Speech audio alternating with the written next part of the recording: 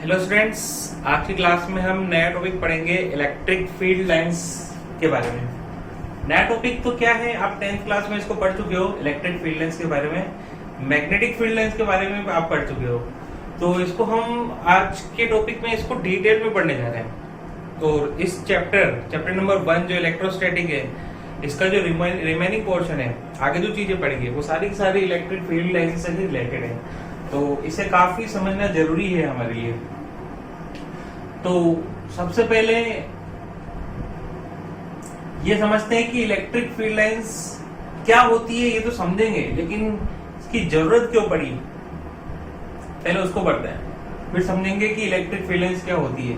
देखो, electric field, किसी भी पॉइंट पे इलेक्ट्रिक फील्ड कितना है या फिर उसकी डायरेक्शन क्या है, ये पता करने के लिए हम क्या करते हैं। देखो, कोई भी चार्ज अपने चारों ओर इलेक्ट्रिक फील्ड बनाता है, ये हम पिछली क्लासेस में भी डिस्कस कर चुके हैं। जैसे एक चार्ज है, ये अपने चारों तरफ एक स्पेस क्रिएट करेगा, इस स्पेस में ये इलेक्ट्रिक फील्ड जनरेट करेगा।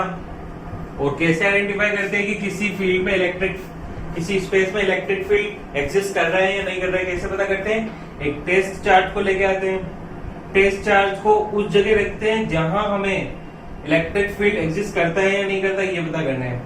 और वहां रखने के बाद अगर उस टेस्ट चार्ज को अट्रैक्टिव या रिपल्सिव फोर्स, इलेक्ट्रोस्टैटिक फोर्स महसूस होता है, तो हम कहेंगे कि वहां पे इलेक्ट्रिक फील्ड है।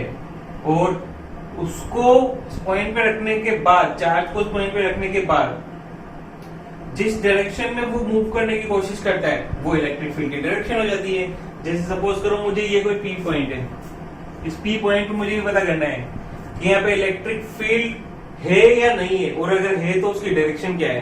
तो मैं क्या करूंगा, एक चार्ज को लेके आऊंगा, टेस्ट चार्ज को मैं पी पॉइंट पे रखता हूं। तो पी पॉइंट पे रखने के बाद दोनों के बीच में एक इलेक्ट्रोस्टैटिक फोर्स लगेगा, जो कोलम्ब्स लॉ से जिसको हम जानते हैं K Q1 Q2 upon R², तो ये हो जाएगा K Q Q0। और अगर दोनों के बीच की डिस्टेंस R है तो अपॉन R² हो जाएगा, इसका मतलब फोर्स तो लगेगा। और फोर्स एक्सपीरियंस कर रहा है टेस्ट चार्ज, इसका मतलब यहाँ पे इलेक्ट्रिक फील्ड भी एग्जिस्ट कर रहा है। उस इलेक्ट्रिक फील्ड की डायरेक्शन क्या है ये पता करनी है, तो हम क्या करते थे, टेस्ट चार्ज को वहां पे फ्री छोड़ देते थे। जैसे ही टेस्ट चार्ज को यहाँ रखेंगे तो इसके रिपल्शन के कारण ये टेस्ट चार्ज किधर जाएगा, दूर की तरफ जाएगा, तो ये इलेक्ट्रिक फील्ड की डायरेक्शन हो जाती थी। इसी तरीके से मान लो एक नेगेटिव चार्ज है, वो भी अपने चारों ओर इलेक्ट्रिक फील्ड जनरेट करेगा। अब पी पॉइंट पे फिर से मुझे पता करना है कि यहाँ पे इलेक्ट्रिक फील्ड की डायरेक्शन क्या है, तो मैं क्या करूंगा, यहाँ पे एक टेस्ट चार्ज को लेके आऊंगा। टेस्ट चार्ज को जैसे लेके आया तो टेस्ट चार्ज हमेशा पॉजिटिव होता है, आपको बताया जा चुका है। और ये नेगेटिव चार्ज, दोनों के बीच में अट्रैक्टिव फोर्स लगेगा, और अट्रैक्टिव फोर्स के कारण ये टेस्ट चार्ज किधर जाने की कोशिश करेगा, इस नेगेटिव चार्ज की तरफ। मान लो सेंटर पे रखा है हमने इस सर्कल के, तो ये जाने की कोशिश करेगा इधर, तो इसके इलेक्ट्रिक फील्ड की डायरेक्शन हो जाएगी ये। इसीलिए मैं कहता था, आपको मालूम भी है कि किसी भी पॉजिटिव चार्ज के लिए इलेक्ट्रिक फील्ड हमेशा उससे दूर की तरफ होता है, और नेगेटिव चार्ज के लिए इलेक्ट्रिक फील्ड उसके पास की तरफ होता है। तो इलेक्ट्रिक फील्ड की डायरेक्शन पता करने के लिए हम क्या करते हैं, जिस भी पॉइंट पे इलेक्ट्रिक फील्ड की डायरेक्शन पता करनी है, सपोज करो इस पे करनी है तो यहाँ एक टेस्ट चार्ज रख दिया, सपोज करो यहाँ रखनी है तो यहाँ एक टेस्ट चार्ज रख दिया, सपोज करो यहाँ रखनी है, यहाँ पे पता करनी है तो यहाँ एक टेस्ट चार्ज रख दिया। मतलब जहां भी हमें इलेक्ट्रिक फील्ड की डायरेक्शन पता करनी होगी तो हम क्या करेंगे, एक टेस्ट चार्ज को अपने साथ में रखेंगे, और जहां भी पूछते हैं कि बताओ यहाँ पे डायरेक्शन क्या है, तो वहां पे टेस्ट चार्ज को प्लेस कर दिया, और जैसे प्लेस किया तो वो जिस भी डायरेक्शन में मूव कर रहा है हम बोल देंगे कि ये इलेक्ट्रिक फील्ड की डायरेक्शन है। तो अगर यहाँ टेस्ट चार्ज रखा होता तो इलेक्ट्रिक फील्ड की डायरेक्शन क्या होती, देखो ये किधर की तरफ जाता है, इससे रिपेल होकर दूर जाता है, इसका मतलब ये इलेक्ट्रिक फील्ड की डायरेक्शन हो जाएगी। इस पर्टिकुलर पॉइंट पे इलेक्ट्रिक फील्ड की डायरेक्शन ये हो जाएगी, इस पर्टिकुलर पॉइंट पे इलेक्ट्रिक फील्ड की डायरेक्शन ये हो जाएगी। इसी तरीके से नेगेटिव चार्ज के लिए अगर यहाँ पूछा जाए तो इलेक्ट्रिक फील्ड की डायरेक्शन ये हो जाएगी, यहाँ पूछा जाए तो इलेक्ट्रिक फील्ड की डायरेक्शन ये हो जाएगी, यहाँ पूछा जाए तो इलेक्ट्रिक फील्ड की डायरेक्शन ये हो जाएगी, इस तरीके से। तो इससे हमें ये पता चल गया है कि किसी भी पॉइंट पे इलेक्ट्रिक फील्ड की डायरेक्शन पता करनी है तो हमें क्या करना है, एक टेस्ट चार्ज को हमेशा अपने साथ रखना है। जहां भी पूछा जाए वहां टेस्ट चार्ज को रख दो, वो जिधर भी मूव करता है वो इलेक्ट्रिक फील्ड की डायरेक्शन हो जाएगी। एक और भी तरीका है, देखो इस तरीके में तो हमें क्या करना पड़ रहा है, हमें हमेशा अपने साथ एक टेस्ट चार्ज को रखना ही पड़ रहा है कि जब भी पूछ ले, यहाँ पूछ ले तो वो टेस्ट चार्ज को यहाँ रख के देख लिया, यहाँ पूछे तो यहाँ रख के देख लिया। अब देखो हमेशा टेस्ट चार्ज को अपने साथ रखना तो पॉसिबल है नहीं, तो इसके लिए हम एक काम कर सकते हैं, हम टेस्ट चार्ज को किराए पे ला सकते हैं कि थोड़ी देर के लिए किसी से मांग लेते हैं कि थोड़ी देर के लिए हमें आपका टेस्ट चार्ज दे दो किराए पे। और तब हम क्या करेंगे, देखो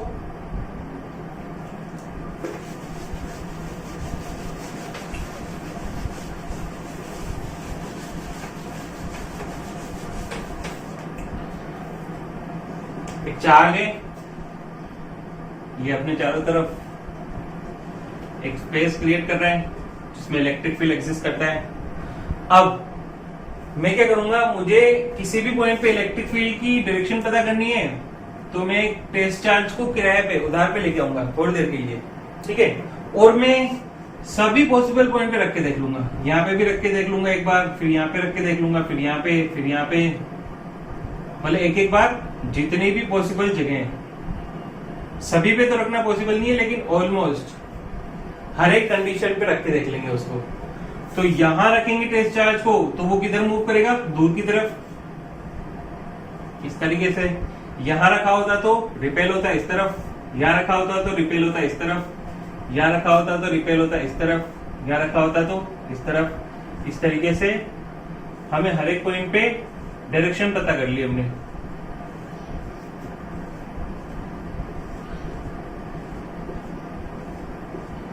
ठीक है, अब जो हम उधार पे लाए थे, किराए पे लाए थे टेस्ट चार्ज को, जिसका उसको वापस दे देंगे कि भाई अब हमें कोई जरूरत नहीं तुम्हारे टेस्ट चार्ज की, तुम्हारा टेस्ट चार्ज तुम्हारे पास ही रखो। अब ये जो लाइंस है ना, ये मुझे बता देंगी कि किसी पॉइंट पे इलेक्ट्रिक फील्ड की डायरेक्शन क्या है। अगर इस पॉइंट पे इलेक्ट्रिक फील्ड की डायरेक्शन पता करनी है तो ये लाइन मुझे बता रही है, इस पॉइंट पे भी मुझे ये लाइन बता रही है, इस पॉइंट पे भी मुझे ये लाइन बता रही है, इस पॉइंट पे भी मुझे ये लाइन बता रही है, इसी तरीके से इस पॉइंट पे बता रही है, इस पॉइंट पे भी बता रही है। दोनों के बीच में कोई पॉइंट है तो सिमेट्री से अगर ये लाइन इधर जा रही है, ये लाइन इधर जा रही है, तो यहाँ से एक लाइन ऐसे भी निकल रही होगी जो इधर की तरफ जा रही होगी। तो कुल मिला के अब मुझे टेस्ट चार्ज की जरूरत नहीं पड़ रही है। अब मुझे किसी भी पॉइंट पे इलेक्ट्रिक फील्ड की डायरेक्शन पता करनी है तो ये लाइन ही खुद मुझे बता दे रही है कि इस पॉइंट पे तो ये लाइन के अलोंग चले जाओ, इस पॉइंट पे तो ये लाइन के अलोंग चले जाओ। तो इन लाइंस को ही हम इलेक्ट्रिक फील्ड लाइंस कहते हैं। तो इलेक्ट्रिक फील्ड लाइंस किस काम में आती है?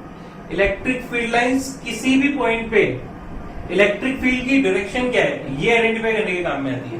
देखो अभी तक हमने केवल इतना ही समझा है कि इलेक्ट्रिक फील्ड लाइंस किस काम में आती है, ठीक है। थोड़ी देर बाद ये भी समझेंगे कि क्या होती है। फिलहाल हमें ये पता चल चुका है कि इलेक्ट्रिक फील्ड लाइंस किस काम में आती है, इलेक्ट्रिक फील्ड की डायरेक्शन को पता करने में।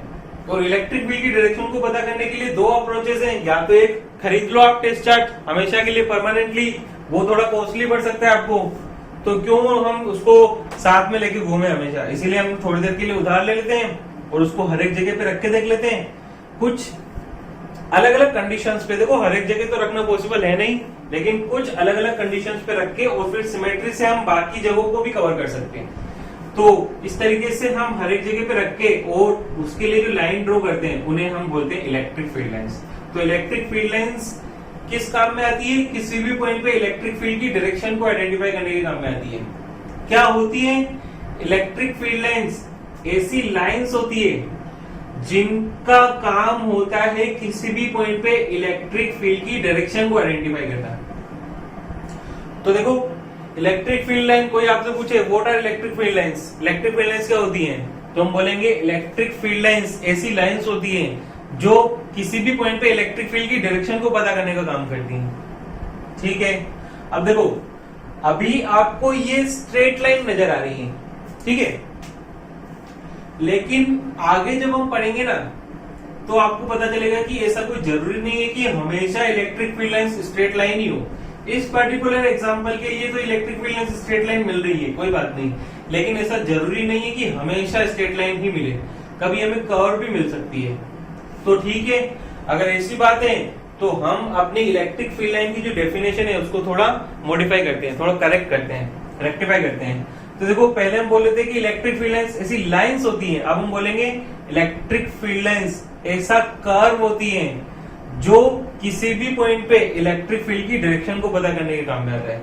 अब देखो लाइन तो हमें डायरेक्शन बता देती है कि ये लाइन है, ये बता रही है कि डायरेक्शन क्या है, ये लाइन है, ये बता रही है डायरेक्शन क्या है। अब मान लो मैंने एक कर्व बनाया, ठीक है, अब ये कर्व कैसे बताएगा कि डायरेक्शन क्या है? कर्व तो कोई डायरेक्शन पर्टिकुलर डायरेक्शन होती नहीं है, तो कर्व में क्या होता है, कर्व का टेंजेंट हमें बताता है कि डायरेक्शन क्या है। जैसे अगर मुझे यहां पता करनी है कि डायरेक्शन क्या है इस कर्व की, तो इस पे टेंजेंट ड्रॉ कर दिया, तो ये टेंजेंट बताएगा कि इस पर्टिकुलर पॉइंट P1 पे इस कर्व की डायरेक्शन क्या है। ऐसे ही अगर यहां पूछा तो यहां टेंजेंट ड्रॉ करना पड़ेगा, तो P2 पॉइंट पे ये टेंजेंट हमें बताएगा कि P2 पॉइंट पे कर्व की डायरेक्शन क्या होती है। तो किसी भी लाइन की डायरेक्शन तो हमेशा एक सिंगल डायरेक्शन होती है, हर एक जगह पे किसी भी पॉइंट पे देख लो, तो लाइन तो हमेशा एक आपको डायरेक्शन बता सकती है, लेकिन कर्व जो डायरेक्शन बताता है ना, वो उसके टेंजेंट के थ्रू बताता है। तो अब इलेक्ट्रिक फील्ड लाइन की डेफिनेशन में तो हमने कर्व वर्ड का इस्तेमाल किया है, तो अब हम इलेक्ट्रिक फील्ड लाइंस को डिफाइन कैसे करेंगे? Electric field lines are those curves, electric field lines ऐसे कर्व होती है जिनके ऊपर किसी भी पॉइंट पे टेंजेंट जो ड्रॉ किया जाता है वो उस पॉइंट पे electric field line, electric field की डायरेक्शन को रिप्रेजेंट करता है। तो इलेक्ट्रिक फील्ड लाइन की डेफिनेशन क्या हो जाएगी? Electric field lines are those curves at which tangent at any point represents the direction of electric field at that point। फिर से रिपीट कर रहा हूं, electric field lines are those curves at which tangent at any particular point represents the direction of electric field at that point। ये electric field line की definition होती है। और दूसरी चीज एक और आगे हम पढ़ेंगे कि इलेक्ट्रिक फील्ड लाइन एक ओपन कर्व होता है, तो हम इसको और अच्छे से रेक्टिफाई करके बोल सकते हैं कि electric field lines are those open curves in which tangent drawn at any point represents the direction of electric field at that point। तो ओपन कर्व होती है, ओपन कर्व क्या होते हैं? देखो कर्व किसी भी पॉइंट से चल के मैं घूम फिर के अगर फिर से उसी पॉइंट पे आ जाता हूँ तो इसे हम बोलते हैं क्लोज कर्व, और अगर किसी पॉइंट से चल के मैं वापस उसी पॉइंट पे नहीं आ रहा हूँ तो इसे बोलते हैं ओपन कर्व। तो electric field lines open curve होती है। क्यों होती है वो तो आगे हम पढ़ ही लेंगे। तो ये इसकी डेफिनेशन थी इलेक्ट्रिक फील्ड लाइन की। अब इसी तरीके से अगर मुझे नेगेटिव चार्ज की इलेक्ट्रिक फील्ड लाइन पता करनी है तो मैं क्या करूंगा? किराए पे एक टेस्ट चार्ज लेके आऊंगा, उसे सभी पॉसिबल पॉइंट्स पे रख के देखूंगा। सभी तो पॉसिबल नहीं है लेकिन कुछ इंपॉर्टेंट पॉइंट्स पे रख के देख लेंगे। तो यहाँ टेस्ट चार्ज को रखेंगे तो ये इसे अट्रैक्ट करेगा, तो ये इलेक्ट्रिक फील्ड लाइन बन गई इस तरीके से।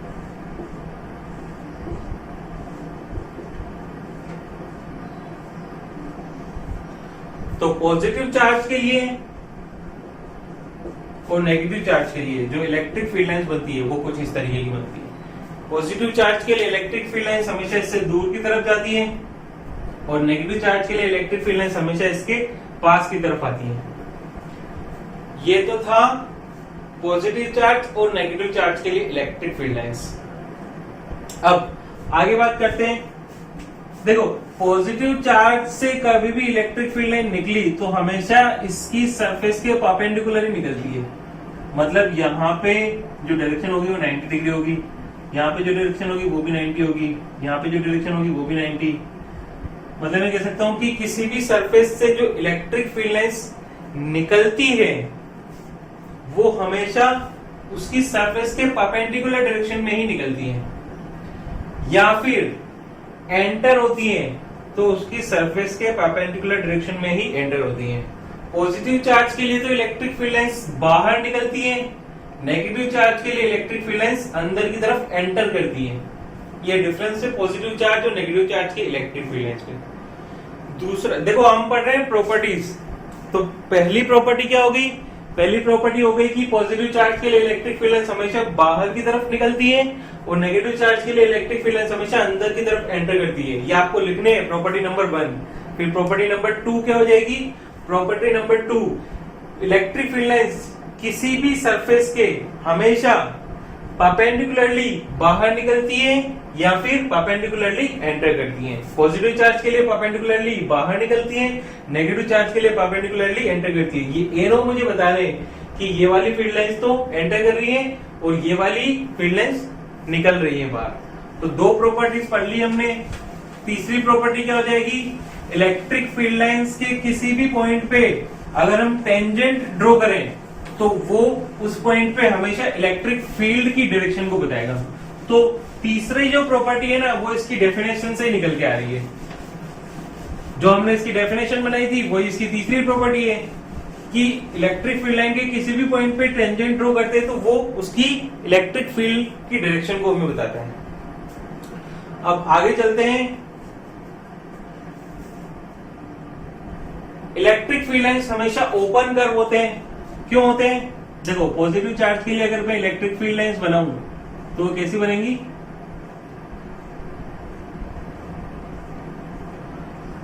इस तरीके से। अब देखो पॉजिटिव चार्ज से जो इलेक्ट्रिक फील्ड लाइन निकली वो परपेंडिकुलरली निकली। अब इसका कोई चांस नहीं कि फिर से लौट के इसके पास, मतलब एक बार चार्ज से जो इलेक्ट्रिक फील्ड लाइन निकल गई वो लौट के फिर से चार्ज के पास कभी नहीं आएगी। तो इसका मतलब ये जो कर्व होते हैं ये ओपन कर्व होते हैं। प्रॉपर्टी नंबर 4 हो गई, electric field lines are always open curve. Next property पढ़ लेते हैं। नेक्स्ट प्रॉपर्टी है कि दो इलेक्ट्रिक फील्ड लाइंस कभी एक दूसरे को इंटरसेक्ट नहीं करती है। Two electric field lines never intersect each other. देखो जितनी भी इलेक्ट्रिक फील्ड लाइंस है इनका अपना एग्जिस्टेंस है, लेकिन ये दूसरे एक दूसरे को कभी इंटरसेक्ट नहीं कर रही है। ऐसा क्यों? क्यों दो इलेक्ट्रिक फील्ड लाइन एक दूसरे को इंटरसेक्ट नहीं कर सकती? उसका रीजन है, सपोज करो हमने दो इलेक्ट्रिक फील्ड लाइन को इंटरसेक्ट कर देते हैं।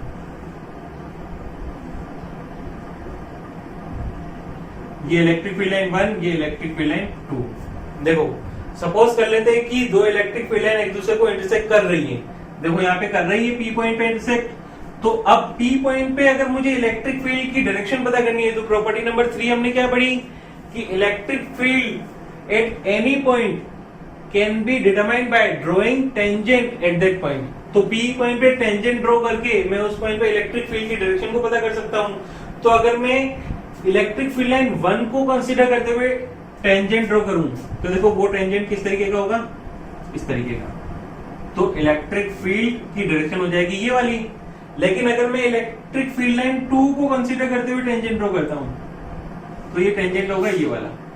तो इस टेंजेंट के अकॉर्डिंग इलेक्ट्रिक फील्ड की डायरेक्शन हो जाएगी ये वाली। अब एक ही पॉइंट पे इलेक्ट्रिक फील्ड की कभी दो अलग अलग डायरेक्शन तो हो ही नहीं सकती है। क्यों? क्योंकि इलेक्ट्रिक फील्ड एक वेक्टर क्वांटिटी है। वेक्टर क्वांटिटी वो होती है जिसकी एक पर्टिकुलर पॉइंट पे एक सिंगल डायरेक्शन हो। यहाँ पे तो पी पॉइंट पे दो अलग अलग डायरेक्शन मिल जा रही है। तो इसका मतलब इलेक्ट्रिक फील्ड या तो वेक्टर क्वांटिटी नहीं है या फिर दो इलेक्ट्रिक फील्ड लाइन एक दूसरे को इंटरसेक्ट नहीं कर सकती है। अब इलेक्ट्रिक फील्ड तो एक वेक्टर क्वांटिटी होती है क्योंकि इलेक्ट्रिक फील्ड का फॉर्मूला होता है F/Q। फोर्स एक वेक्टर क्वांटिटी है तो इलेक्ट्रिक फील्ड को भी एक वेक्टर क्वांटिटी बनना ही पड़ेगा। तो इसका मतलब दूसरी वाली पॉसिबिलिटी ट्रू है कि दो इलेक्ट्रिक फील्ड लाइन कभी भी एक दूसरे को इंटरसेक्ट नहीं कर सकती। तो रीजन क्या हो जाएगा, दो इलेक्ट्रिक फील्ड लाइन कभी भी एक दूसरे को इंटरसेक्ट नहीं कर सकती। क्यों? क्योंकि अगर दो इलेक्ट्रिक फील्ड लाइन एक दूसरे को इंटरसेक्ट करती हैं तो उनके इंटरसेक्शन पॉइंट पे इलेक्ट्रिक फील्ड की दो अलग अलग डायरेक्शंस मिल जाएंगी जो कि पॉसिबल है नहीं। इसका मतलब इलेक्ट्रिक फील्ड लाइंस कभी भी एक दूसरे को इंटरसेक्ट नहीं करती हैं। तो ये होगी प्रॉपर्टी नंबर 5। अब आगे चलते हैं प्रॉपर्टी नंबर 6 पे।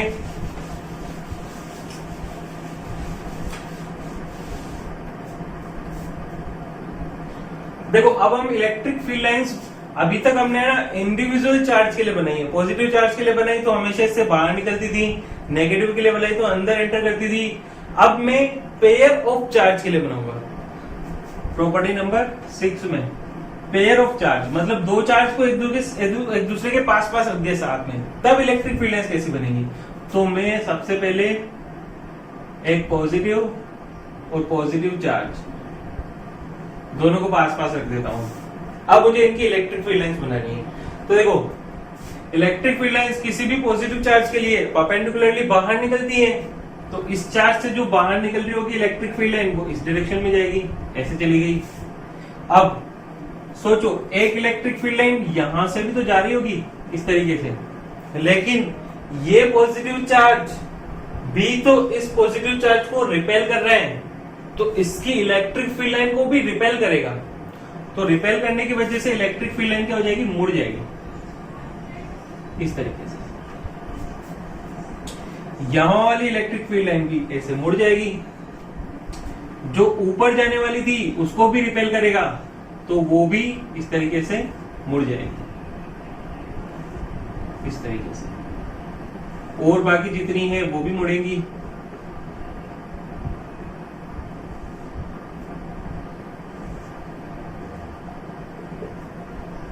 इसी तरीके से इस चार्ज की इधर जाने वाली इलेक्ट्रिक फील्ड लाइन तो सीधी निकल जाएगी, क्योंकि इसके रिपल्शन के बावजूद भी ये इधर ही जाने वाली है, ये बेंड हो जाएंगी।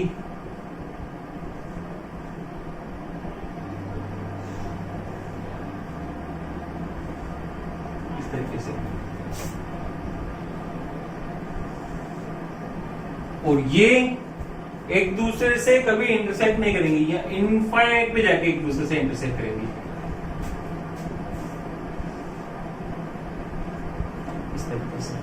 इनको थोड़ा अच्छे से ड्रॉ कर लेते हैं,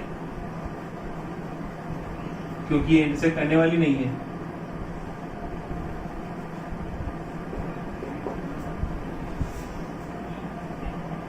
बीच में कोई इलेक्ट्रिक फील्ड लाइन नहीं बनेगी इस तरीके से। तो ये पेयर ऑफ चार्ज के लिए इलेक्ट्रिक फील्ड लाइंस है, और इनके बीच में होता है एक न्यूट्रल पॉइंट। मतलब न्यूट्रल पॉइंट जिसे कहते हैं, जहां पे कोई इलेक्ट्रिक फील्ड लाइन एग्जिस्ट नहीं करती, उसे हम बोलते हैं न्यूट्रल पॉइंट। तो बीच में कोई भी इलेक्ट्रिक फील्ड लाइन एग्जिस्ट नहीं करेगी, जितनी जाने वाली होंगी वो बेंड होकर ऊपर की तरफ या नीचे की तरफ मुड़ जाएंगी, लेकिन सामने नहीं जा पाएंगी। तो ये पेयर ऑफ चार्ज के लिए इलेक्ट्रिक फील्ड लाइन है। इसी तरीके से अगर दो नेगेटिव चार्ज हो तो भी इसी तरीके की इलेक्ट्रिक फील्ड लाइंस बनेंगी।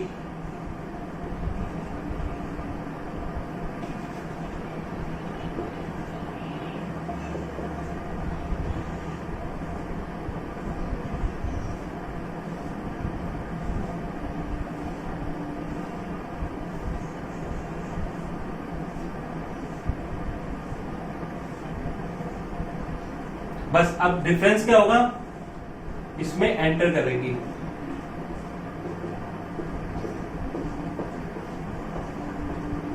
इस तरीके से दो नेगेटिव चार्ज के लिए और पॉजिटिव चार्ज के लिए पैटर्न सेम रहेगा, इसमें भी न्यूट्रल पॉइंट रहेगा बीचों बीच। बस डिफरेंस ये रहेगा कि इसमें बाहर निकल रही है, इसमें एंटर करेगी। तो नेक्स्ट पढ़ते हैं। ये तो था जब पेयर सेम नहीं चलता हो, पॉजिटिव पॉजिटिव और नेगेटिव नेगेटिव के लिए। अगर पेयर में एक पॉजिटिव एक नेगेटिव हो तो क्या होगा, वो देखते हैं।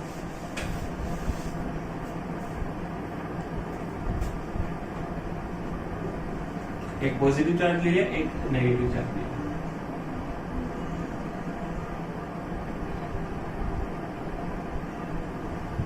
तो देखो प्लस से जो सीधी निकल रही है वो सीधे सीधे नेगेटिव में एंटर हो जाएगी इस तरीके से। देखो प्लस से तो बाहर निकल रही है और नेगेटिव में एंटर हो रही है। अब जो इधर जाने वाली होगी उसको ये नेगेटिव चार्ज अपनी तरफ अट्रैक्ट कर लेगा, तो ये इस तरीके से चली जाएगी।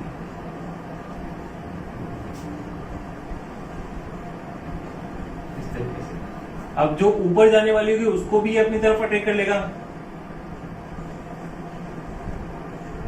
तो इस तरीके से बन जाएंगी। जो इधर जाने वाली होगी उसमें भी थोड़ा बेंड आ जाएगा इस तरफ।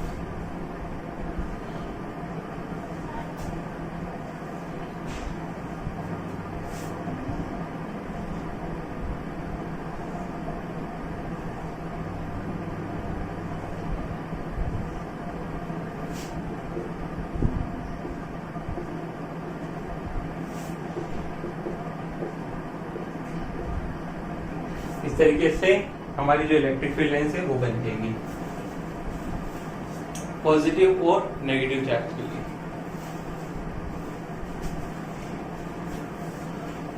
तो ये था हमारा इलेक्ट्रिक फील्ड लाइंस का टॉपिक। इलेक्ट्रिक फील्ड लाइंस का टॉपिक यहीं पे खत्म होता है।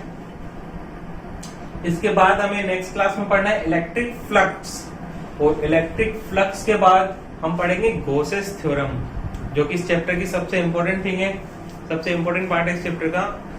तो नेक्स्ट क्लास का वेट करते हैं। नेक्स्ट क्लास में हम फ्लक्स पढ़ेंगे और उसके बाद पढ़ेंगे गॉसेस थ्योरम। आज की क्लास के लिए इतना ही है। Thank you.